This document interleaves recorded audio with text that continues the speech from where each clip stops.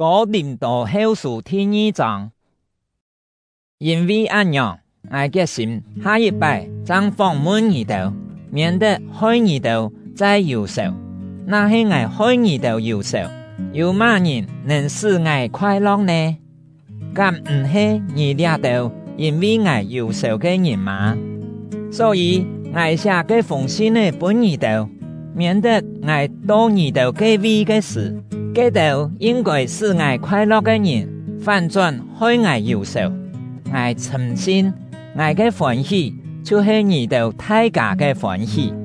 我以前在憂傷痛苦當中，見了目的寫這封信嚟俾你哋，唔係愛害你哋憂愁，係愛你哋啲。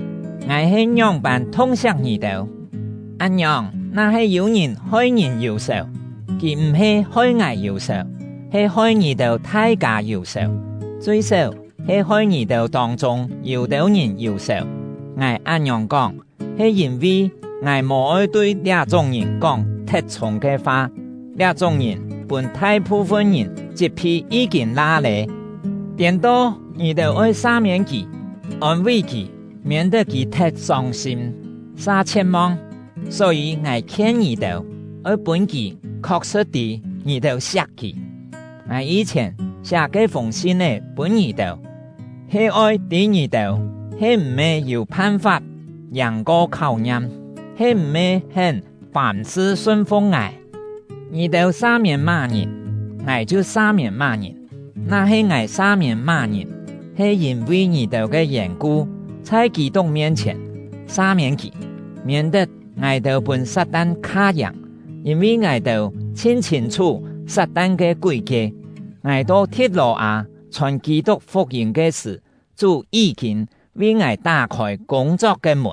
可惜因為冇讀到我嘅兄弟提到，所以我嘅心非常挫折，我就辭別幾位嘅人去馬其頓，總係感謝上帝，佢時常帶領我哋，喊我哋到本基督作道嘅人，又好參加基督勝利嘅行列。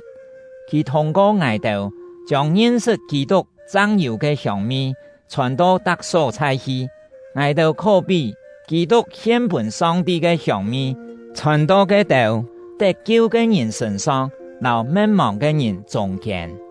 對這道迷茫嘅人來講，也希望上做會害死人嘅粗味；對這道得救嘅人來講，也希望上做生命嘅香味。乜人做得擔當這重大嘅任務呢？